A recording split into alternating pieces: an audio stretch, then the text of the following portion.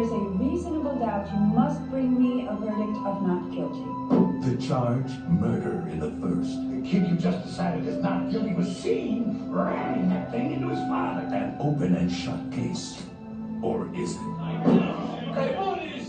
Now it's up to 12 men to decide the fate of the accused, and for one man to stand alone in the ultimate battle for the truth. You want the boy to die for your own personal reason. Courtney P. Vance, Ozzie Davis, George C. Scott, Armin Mueller-Stahl, Dorian Harewood, James Gandolfini, Tony Danza, Jack Lemmon, Hume Cronin, Michael T. Williamson, Edward James Olmos, William Peterson, directed by William Friedkin. 12 Angry Men. Now that I have introduced you to the film of our presentation's topic, let me set the scene of how these jurors connect to roles in group communication. In order to understand communication roles, we will be discussing definitions of task roles, maintenance roles, and blocker roles, answering the question of how these roles apply to jurors in the film. To start, we'll be talking about the opinion giver, which is known as a task role, defined as an individual who states his or her beliefs, pertinent to a suggestion made. The emphasis is on what he or she believes should be the group's view of pertinent values, not primarily upon relevant facts or information. To explain this further, this individual exhibits behavior that communicates a solid opinion, separate from the group's harmonious decision. It introduces an appropriate and relevant suggestion, and this individual is not easily persuaded by the group's overall decision. So Juror 8 in the film, who's known as the architect, is the only man who voted not guilty when the other 11 men voted guilty. And this caused some conflict in the room because everyone in the room has to come to a unanimous decision in order to leave the room. Juror 8, by saying not guilty, wasn't very much stating guilty or not guilty. He simply wanted to talk through the information that they were given in court, which is why he reviews evidence over again to have the group realize that there could be errors in the testimonies provided in court. And just an example with the image over here, Juror 8 lays out the scene in which a man said that it took him only 15 seconds to walk across the room, get to his front door, and hear footsteps running upstairs, claiming that it was the young man.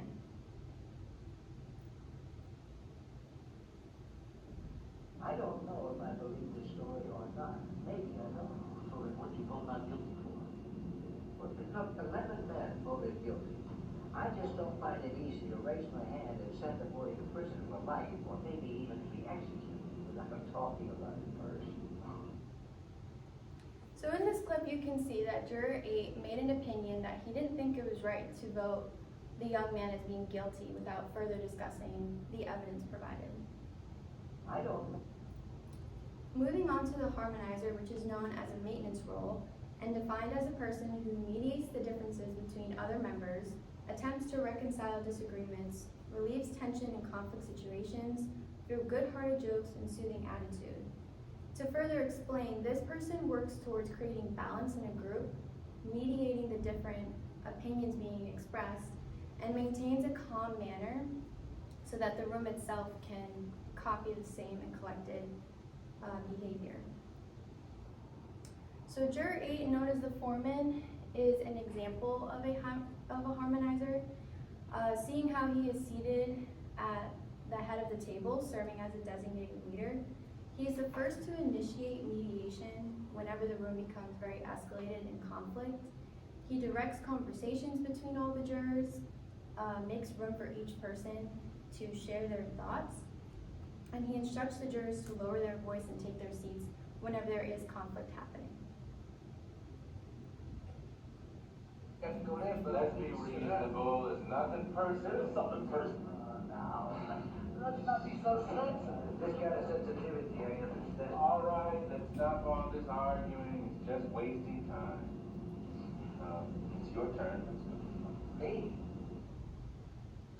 And again, as you can see, Juror 1 is a prime example of being a harmonizer as he stood up when there was conflict, instructed everyone to sit down, to not waste time, and to have Juror 8 continue with his opinion. I will now yield the presentation and transition to my partner, Angelique, to continue. Another role that was presented in the movie was a task role in the category of the Energizer. The Energizer prods the group to action or a decision and usually attempts to stimulate or arouse the group to give them a greater, higher quality of activity. An example of the Energizer was juror number 2. He had shared cough drops with the group and also was a timid, squeaky voice who usually hung back during most of the conversations. Juror number 2 had given juror number 8 a cough drop when a series of discussions were being answered, and then he does tend to vote with the group and isn't very good at explaining himself whenever he's put on the spot. He is a father who works at the bank and is usually interrupted by the others. And logical professional picks. Please, let's keep it. Facts may be colored by the personalities of the people who present them. Let's not forget that. We're in about right, though. Father. Yeah, I would thank you. Say what you like, fellas. Another role was the compromiser. The compromiser operates from within a conflict in which their idea or proposition is involved. They may offer compromise by a yielding status or admitting to their error by disciplining them to maintain a group harmony or by coming halfway and moving along with the rest of the group. Juror number 5 was an example of these due to how he did help sway the jury toward the not guilty verdict. He had saw the new evidence that was found and gave the confidence to stand up against the other jurors about his decision. Juror number 5 had been able to give the sense of compromise by while initially hostile towards the idea of reasonable doubt. He eventually switching his vote after a key piece of evidence is re-examined. He did grow up in the slums as well as the kid that is being charged, so he did have first-hand experience with the tough environment of his upbringing. So it was very hard for him to compromise, knowing how life is in the slums. He also was very offended at the generalizations that some of the jurors were making about the boy due to him being in the slum.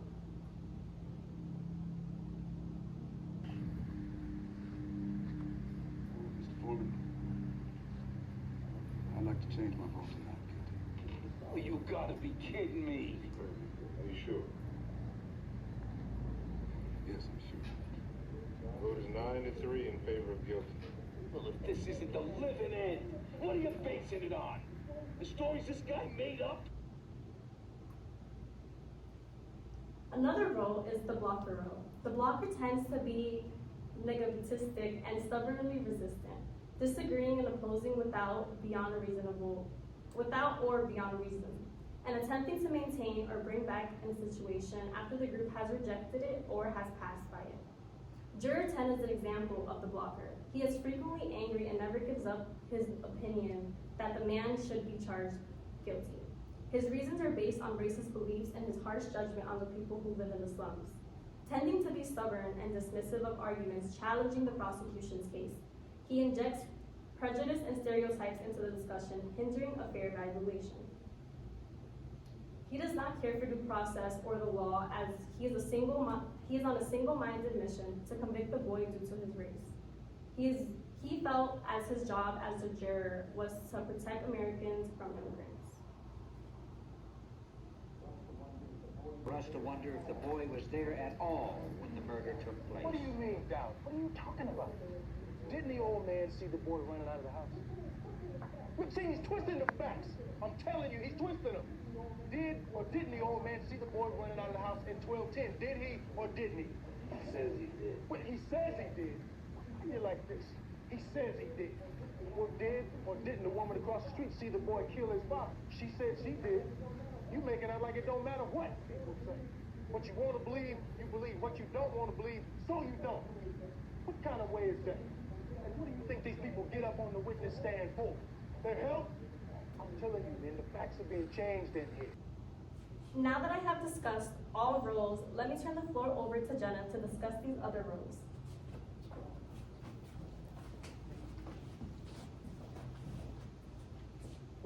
Moving on, I will explain how jurors 6, 3, and 9 fit task maintenance and blocking roles.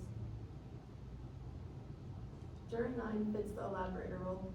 The elaborator spells out suggestions in terms of examples or developed meanings, offers a rationale for suggestions previously made, and tries to deduce how an idea or suggestion may work if adopted primarily upon relevant facts or information.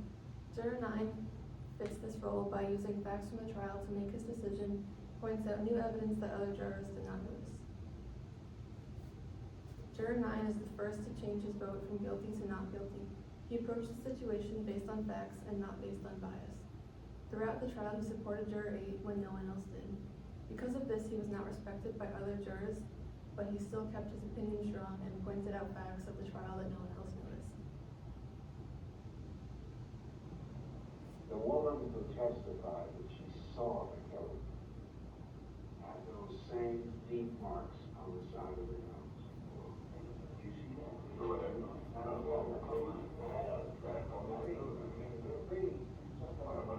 Please. I'll be finished. I don't know if any of you noticed that. I didn't think about that. But I've been going over her face in my mind. She had those marks. She kept rubbing them in course. Especially that Washington. By bringing the witness's eyesight into question, he added to the case and contributed to the change in the vote. Next, we have the maintenance role of the gatekeeper. Juror 6 fits this example, and the gatekeeper expedites attempts to keep communication channels open by encouraging or facilitating the participation of others or by proposing regulation of the flow of communication. Juror 6 constantly does this when he defends Juror 9 and respects his opinions.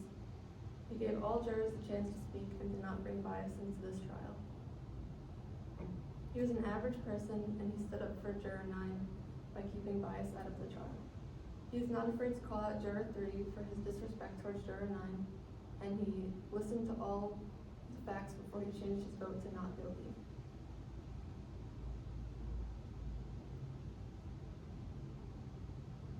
Why should he lie? What's he got to gain? Attention. You keep coming up with these bright sayings. Why don't you send one to the Reader's Digest and take $50? What do you keep talking to him like that? No, a guy who talks like that to an old man ought to get stepped on, know what I mean? You have a little respect. Go ahead. You say whatever you want, no one's gonna stop you. Why do you think you're my part? Not only did he respect Juror 9, but he also wanted to hear what he had to say, and he wanted him to contribute to the deliberation of the trial. Why should he lie? Next we have the aggressor. The aggressor may work in many different ways, deflating the status of others, expressing disapproval of the values, acts, or feelings of others, and attacking the group or the problem it is working on. Juror 3 constantly does this when he does not respect anyone else's opinion. He does not speak calmly throughout the trial, and his bias towards the young man based on his own son made him angry throughout the trial and biased the entire time. He was impatient and uncaring towards others. He had no contact with his estranged son and projected these feelings onto the trial, which caused him to be quick to anger and brought these feelings out on the other jurors. This is something I wanted to bring up in court. If the boy did buy the knife to use on his father, how come he showed what was going to become the murder weapon to 3 friends a couple of hours before the killing? Oh, this is just talk. The boy lied, you know. Do you think he lied? That's just a question. Yeah, right about it. Yeah. And you, sir? And you know this a lot. You know my answer. He lied, sir. Yeah. And you? I think maybe. Hey, wait a second. What are you, the kid's lawyer or something? Who are you to come in here and start cross-examining us? Isn't this what's supposed to happen in a jury room? There's still 11 of us in here. Take it straight. He has his own opinions and doesn't care that other people have their own. He disregards what Juror 8 has to say and puts him down for feeling differently.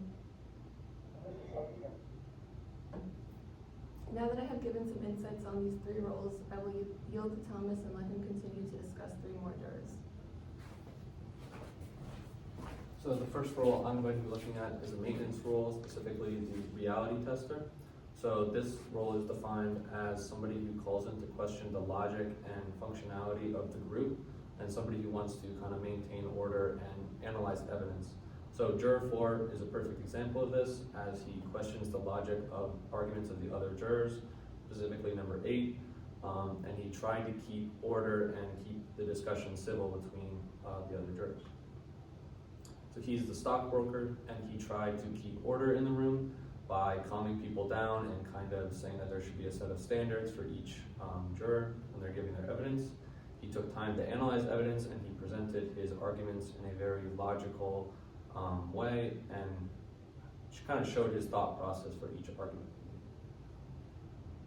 So an example of this is seen after one of the jurors states an argument or an opinion about the case, and he kind of reminds people that you have to really base it on facts and logic.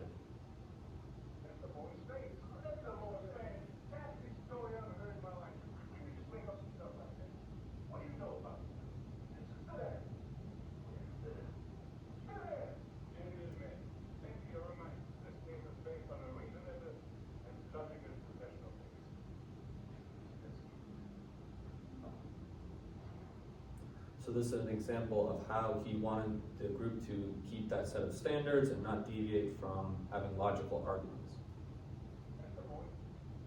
So the next task role is the opinion giver. So this is defined as somebody who gives their opinion to the group without adding much in terms of new insight or information, and often believes that others in the group should agree with their opinion as well. An example of this is juror number 12, who stated his opinion without really presenting any new evidence, and he kind of just stated his opinion just to let others know. So again, he stated his opinion loudly. He didn't really present any new evidence or arguments, and he just kind of states whether he agrees or disagrees with the group and doesn't really give any evidence or arguments as to why.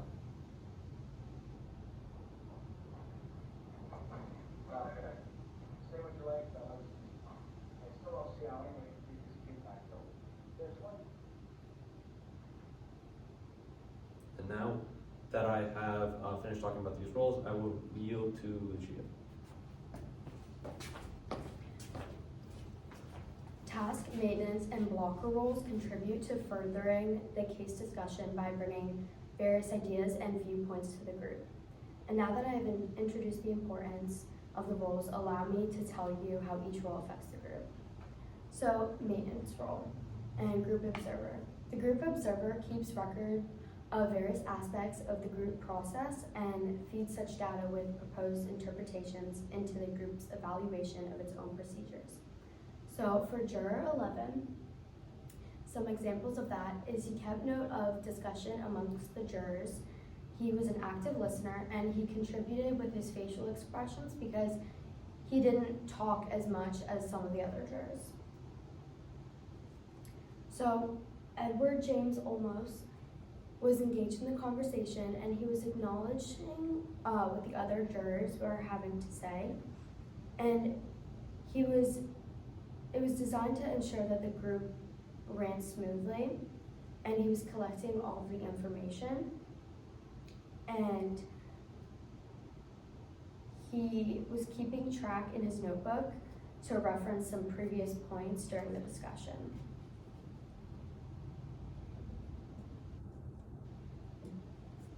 And when the group got back from a break, Edward collected his thoughts and he jotted information. And here's an example of this. Let's take seats. Right, we'll be careful. Let's get on a minute. Who wants to start it off? I'd like to say something. I'd like to say something. Excuse me. Number 6. Go ahead. This may be a small point, but anyway. The boy had a motive for the killing, the beatings and all, right? If he didn't do it, who did it? Who else had a motive? I mean, that's my point. You don't go out and just kill somebody for no reason unless you just play the gun. Well, Edward doesn't talk very much. He engages in the conversation by acknowledging what each juror has to say.